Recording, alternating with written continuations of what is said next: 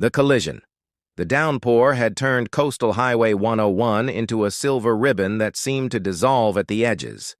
Olivia Mercer tightened her grip on the steering wheel of her 1967 Jaguar E-Type, a vehicle worth more than most houses in this forgotten stretch of the Pacific Northwest. The classic car had been her grandfather's, and driving it was the closest thing to rebellion she could manage these days. 300 miles from the Mercer Technologies headquarters in Seattle, Olivia finally felt the knot in her chest begin to loosen. The board meeting yesterday had been brutal, her father's associates making it clear they viewed her as nothing more than Jackson Mercer's impulsive daughter, despite her Stanford engineering degree and the fact that she'd developed the algorithm that had become the company's most profitable product. "Take some time off," her father had suggested after the meeting. "Clear your head."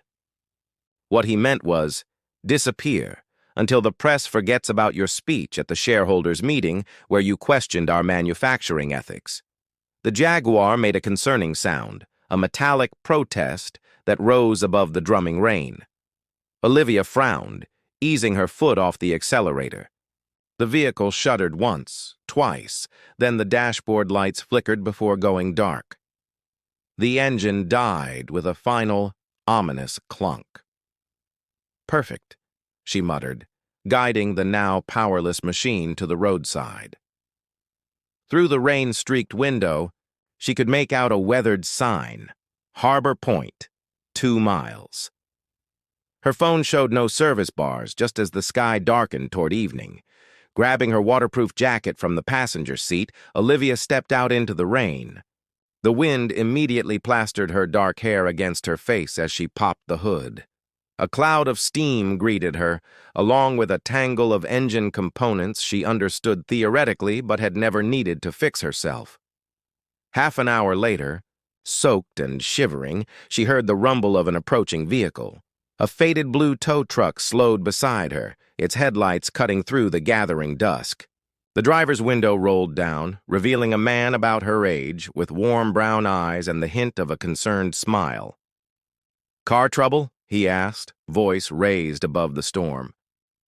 "Nothing serious," Olivia lied automatically, the way she'd been taught, to never show weakness. "Just waiting for the rain to let up." He glanced at the open hood, then back at her drenched form with a raised eyebrow. "Right. And I'm just driving around in a tow truck for the scenic views." He stepped out, pulling a rain jacket over broad shoulders. "I'm Nico Reyes. I run the restoration shop in Harbor Point." "Olivia?" she replied, omitting her last name with practiced ease. "And yes, fine. I could use some help." Nico approached, the Jaguar with reverence, whistling softly. "This is Richardson's work, isn't it? The restoration on this body?" Olivia blinked in surprise. "Yes. Thomas Richardson restored it for my grandfather about 15 years ago. How did you know?" "The finished details. He always added these subtle curves around the wheel wells." Nico's fingers traced the line with appreciation. "He was my mentor before he retired." He peered into the engine compartment, careful not to touch anything. "Mind if I take a closer look?" For the next few minutes, Olivia watched as Nico examined the engine with a craftsman's precision. There was something calming about his methodical movements, so different from the frantic energy of the tech executives she usually dealt with. "Your water pump's gone and it's damaged the timing belt. Not something I can fix roadside," he finally announced. "I can tow you to my shop, but parts for this beauty will take at least a week to source properly." "A week?" Olivia's carefully planned escape suddenly stretched before her. "I don't suppose there's a luxury hotel around here?" Nico laughed, the sound genuine and warm. "Harbor Point has exactly 1 bed and breakfast, and Delilah makes a mean blueberry pancake, but luxury isn't in the town's vocabulary." As Nico secured her car to the tow truck, Olivia felt an unexpected shift inside her, like gears realigning. 1 week in a place where nobody knew her name or expected anything from her, 1 week without pretense. You know, she said, climbing into the passenger seat of the tow truck. A week might be exactly what I need. Storms and salvage. The storm came without warning 3 days after Nora's arrival, rolling in from the Atlantic with a fury that sent the fishing fleet scrambling back to harbor. Nora stood in the lighthouse tower, watching charcoal clouds devour the horizon. The old brass barometer on the wall had plummeted hours before official weather alerts sounded. "You should come down from there," Felix called from the spiral staircase. "Glass won't hold if the wind gets much stronger." Lightning forked across the sky, illuminating Felix's concerned expression. In the 72 hours since her arrival, they had established an uneasy truce, orbiting each other like cautious satellites. She'd spent most of her time in her father's study, sorting through decades of research notes while Felix continued his mysterious work in the boathouse. "I've weathered typhoons in the South Pacific," she replied, but followed him down nonetheless. "This is hardly concerning." "Bayfield storms have their own personality," Felix said as they descended. "Your father called them conversations with the deep." Said the ocean was trying to tell us something. Nora rolled her eyes. "My father had a flair for the dramatic." The keeper's house creaked and groaned as wind battered its weathered frame. Rain lashed against windows in horizontal sheets. Felix moved through the rooms with practiced efficiency, checking latches and placing buckets under known leak points. "You've read his letter?" Felix asked, his back to her as he secured a shutter. Nora touched the pocket where the folded pages rested. "Yes. And it's typical Harlan Blackwell. Cryptic, obsessive, and asking for more than he has any right to expect." Felix turned, a flash of anger crossing his features. "He spent 15 years tracking migration patterns of a species everyone else declared extinct. 15 years proving what the scientific community dismissed as impossible. He did it for you? For me?" Nora laughed bitterly. "He did nothing for me. He missed my high school graduation because of a pod of orcas. He skipped my doctoral defense to chase rumors of a blue whale sighting. Don't tell me what my father did for me." A tremendous crash outside cut off Felix's response. They both rushed to the window. Through the rain-blurred glass, Nora could see that part of the old dock had collapsed, and something large had washed up against the rocks. "That's not driftwood," Felix muttered, already pulling on his rain gear. "That's a hull." Despite her better judgment, Nora grabbed her own jacket and followed him into the tempest. The wind nearly knocked her sideways as they fought their way down to the shore. The rain stung her face like needles, but she pressed forward until she could see what Felix was already examining. It was the remnants of a vessel, not a fishing boat or pleasure craft, but something older, more substantial. The wooden hull was weathered beyond recognition, encrusted with barnacles and sea growth that suggested decades underwater. Felix was working feverishly to secure it before the tide could reclaim it. "Help me!" he shouted over the storm's howl. "We can't lose this!" Together, they managed to fasten lines to the wreckage and anchor it to what remained of the dock. By the time they staggered back to the house, they were soaked to the bone and exhausted. "Why is this wreck so important?" Nora demanded, accepting the towel Felix handed her. Instead of answering, Felix retrieved a leather-bound journal from a waterproof case and opened it to a sketched image. A vessel with distinctive carvings along its hull, identical to patterns visible on the wreckage they'd just salvaged. "This ship disappeared in 1967, Felix said quietly. "Your father has been tracking debris for years, piecing together its course. The ship was carrying research equipment and specimens from an expedition to the Marianas Trench, including this." He placed a photograph on the table. It showed a collection of spiral shells identical to the one Nora had found on her father's desk. "The abyssal nautilus," Felix continued, "thought to be extinct for over a century until this expedition found a small colony at depths previously considered impossible for such organisms. The scientific community dismissed it as a hoax or misidentification. The ship was lost in a storm similar to this one, and all evidence vanished, until pieces started washing up along this stretch of coastline 7 years ago. Nora stared at the photograph, her scientific mind racing. If this species still exists, it means the deep ocean ecosystems are far more resilient than we thought, Felix finished. It means your father's theories about underwater thermal vents supporting life through climate shifts are valid. It means everything you've been researching in San Diego about marine adaptation has a living proof. The implication staggered her. And the shell on his desk? The only specimen ever recovered, Felix said. Until now. A tremendous crash from outside sent them both rushing to the windows again.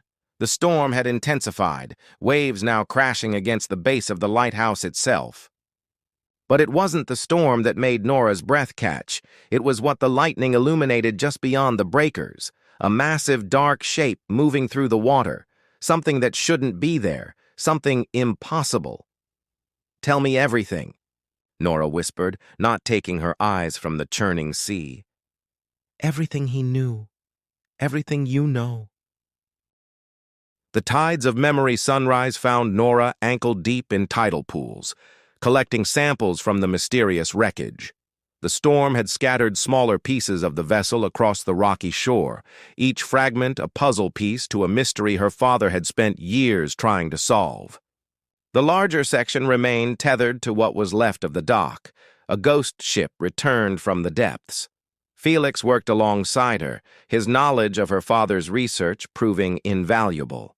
They'd spent the night poring over Harlan's journals, tracking the patterns of debris appearances and matching them to ocean current shifts and lunar cycles. The science was sound, meticulous, so unlike the distracted, dreamy father of her childhood memories. "I don't understand why he never published any of this," Nora said, carefully placing a barnacle-encrusted piece of wood into a specimen container. "This work could have changed his reputation in the scientific community." Felix straightened, stretching his back. He tried early on, was laughed out of 3 different symposiums. After that, he decided to gather irrefutable evidence before going public again. "That doesn't sound like my father. He never cared what people thought. He cared what you thought," Felix said quietly. "He kept every article you published, every award you received. He followed your career religiously." Before Nora could process this revelation, a car door slammed in the gravel driveway above. They both looked up to see a young woman with a shock of copper hair wrestling an oversized duffel bag from the back seat of a taxi. "Mom!" the woman called, spotting Nora on the shore. "Surprise!" "Willow." Nora dropped her sample kit and scrambled up the rocky path. "What are you doing here? You're supposed to be finishing finals." Willow Blackwell Chen, 20 years old and bristling with the confident energy of youth, embraced her mother tightly. "Finals were last week. I thought you might need backup for this whole inheritance thing. Plus, I've never seen where you grew up." Nora's mind raced. Her carefully compartmentalized life was collapsing. Her academic work in San Diego, her estranged past in Bayfield, and now her daughter, the one person who bridged both worlds. "You should have called." "And miss that look on your face?" Willow grinned, then turned her curious gaze to Felix, who had followed Nora up the path. "And who's this?" "Felix Townsend," he introduced himself, extending a hand that was still crusted with salt and sand. "I worked with your grandfather." "The grandfather I never met," Willow said, her smile fading slightly as she shook his hand. "The one Mom never talks about." An uncomfortable silence fell between them, broken only by the distant cry of gulls and the persistent rhythm of waves against the shore. "Let's get you settled," Nora said finally. "The house is a mess, but there's a spare room that should be habitable."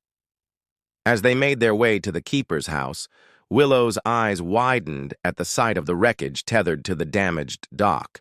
"What is that? Did it wash up in the storm?" "It's part of your grandfather's research," Felix answered before Nora could speak. A shipwreck he's been tracking for years. Cool, Willow exclaimed, immediately changing direction toward the shore. Is it like a treasure hunt? Willow, your bags, Nora began, but her daughter was already halfway down the path, her curiosity, a trait inherited from both sides of her family, overriding all else. Felix chuckled. She reminds me of you in those old photographs. Same? Determination. She's more like her father, Nora said automatically. Brilliant, but impulsive. They watched as Willow circled the wreckage, snapping photos with her phone. Is her father in the picture? Felix asked, then immediately backtracked. Sorry, not my business. He died when she was 2, Nora replied, surprising herself with her candor. Lab accident at the university where we both taught, chemical exposure, it was quick at least. Felix's expression softened. I'm sorry.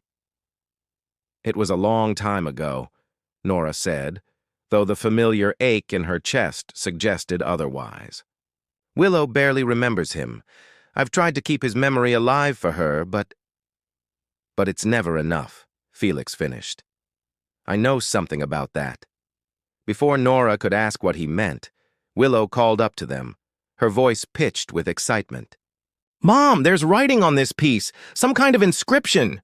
The next few hours blurred together as they carefully documented and preserved the newly discovered fragment. The inscription was partially worn away, but enough remained to confirm it was indeed from the research vessel mentioned in Harlan's journals, the Calliope, lost at sea with all hands and a treasure trove of scientific discoveries. By evening, the keeper's house had transformed into an impromptu research station. Willow, despite having no formal training in marine biology, proved adept at cataloging specimens and cross-referencing them with Harlan's notes. Grandpa was obsessed with these shells, Willow observed, carefully examining the spiral specimen under a magnifying glass. There are drawings of them everywhere. The abyssal nautilus, Nora explained, falling easily into her professor role. If they still exist, it contradicts everything we understand about certain extinction events in deep-sea ecosystems. And if they exist here, in waters too shallow for their known habitat requirements, Felix added, then something fundamental has changed in the ocean. Nora finished, the implications sending a chill down her spine. A knock at the door interrupted their work. Josephine Potter stood on the threshold, accompanied by a tall man in an expensive suit who regarded the lighthouse with barely concealed disdain. Nora, I'm sorry to intrude, Josephine said, her usual professional demeanor tinged with discomfort. This is Harrison Wells from Oceanic Developments. Ms. Blackwell, the man said smoothly, extending a manicured hand. I understand you're planning to sell this property. My company would like to make you an offer immediately and substantially above market value. Felix tensed beside her. Willow looked between them, confusion evident on her face. I haven't decided to sell yet, Nora replied carefully. Wells smiled, a practiced gesture that didn't reach his eyes. With all due respect, Ms. Blackwell, this area is slated for redevelopment. The town council has already approved preliminary plans for a luxury marina and resort. Your property is the final piece we need to begin construction.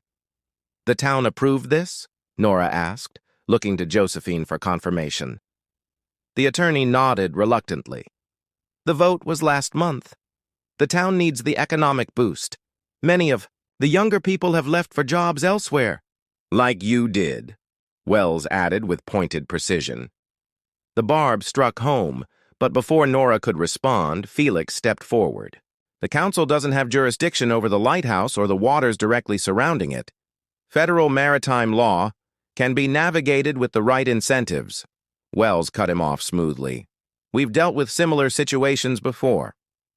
I'll need time to consider, Nora said firmly. Wells handed her a business card. Of course, but I should mention that our schedule is tight. We'd need an answer within the week. His gaze shifted to the research materials scattered across the room. lingering on the specimens from the wreckage. Interesting collection? Hobby of yours? My father's research, Nora replied, suddenly protective of Harlan's work in a way that surprised her. Ah, yes, Harlan Blackwell and his theories. Wells smiled again. Well, I won't keep you. Think about my offer, Ms. Blackwell. This place has been crumbling for decades. Some things are better left to progress. After they left, an uneasy silence filled the room. Willow was the first to speak. You're not really considering selling, are you? After what we found today? Nora sighed, suddenly exhausted. It's complicated, Willow. It's actually very simple, Felix said, his voice tight with controlled anger. Wells and his company have been trying to get their hands on this property for years. Harlan fought them at every turn. He knew what they really wanted. And, what's that? Nora asked. Felix moved to the large wall map marked with Harlan's notations. This entire area is a potential deep-water thermal vent, a rare phenomenon that creates unique ecosystems. If the abyssal nautilus has established a colony here, it would force environmental protections that would make development impossible. So, we need to find these shells, Willow said, her eyes bright with determination. Prove they're really here. Nora looked at her daughter, then at Felix, then at the scattered pieces of her father's lifework surrounding them. The letter in her pocket seemed to burn against her skin, her father's final request that she complete what he had started. This isn't just about some shells, is it? She asked Felix quietly. He met her gaze steadily. Your father thought this discovery could help heal more than just the ocean. He thought it might heal his family, too. Outside, the lighthouse beam began its nightly rotation, a steady pulse of light pushing back the darkness, guiding the way home.